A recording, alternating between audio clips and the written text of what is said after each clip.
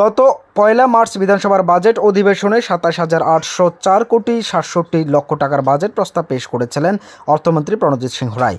সোমবার বিধানসভার দ্বিতীয় পর্ব থেকে শুরু হয়েছে এই ব্যয় বরাদ্দ প্রস্তাবের উপর আলোচনা। এদিন এই ব্যয় বরাদ্দের উপর প্রস্তাব প্রথমে আলোচনা অংশগ্রহণ করেন বিরোধী দলনেতা অনিমেষ দেববর্মা। বিরোধী দলনেতার দপ্তর ভিত্তিক একাধিক কাট মোশন উত্থাপন করে বললেন, রাজ্যের ৪১ লক্ষ মানুষের মধ্যে প্রায় ২৯ লক্ষ মানুষই প্রায়োরিটি গ্রুপের অন্তর্গত, কিন্তু এই বাজেট প্রস্তাবে এই বিশাল সংখ্যক জনসাধারণের কথা বিবেচনা করা হয়নি। বাজেট প্রস্তাবকারকের এসি রুমের ভিতরে বসে এই বাজেট রূপায়ণ করেছেন। বাজেট জমিয়ত পুনর্বাসন সম্পর্কে জুনিয়া পুনর্বাসন জনজাতিদের স্বাবলম্বী করার অন্যতম মাধ্যম।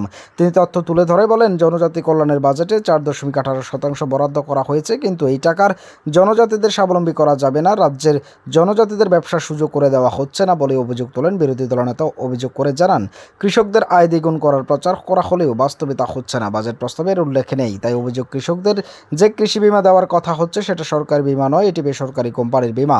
সরকারি কিষাণ ক্রেডিট কার্ডের সুবিধা অধিকাংশ কৃষকরা পাচ্ছেন না বলে অভিযোগ করেন বিরোধী দলনেতা।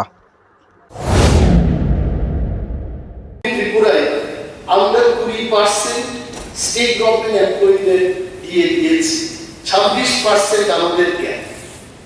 এখন কর্মচারীদের প্রশ্ন হচ্ছে, এই 26% খরচ না করে বাজেটটা যখন কমিয়ে দেবে, আমরা কি আর দিয়ে দেখবো?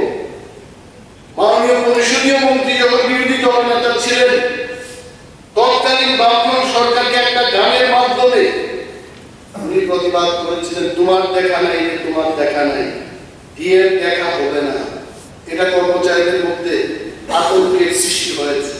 আই ওয়াজ সো হ্যাপি যে গত মাসে মনে হচ্ছে আমরা মার্চে আছি,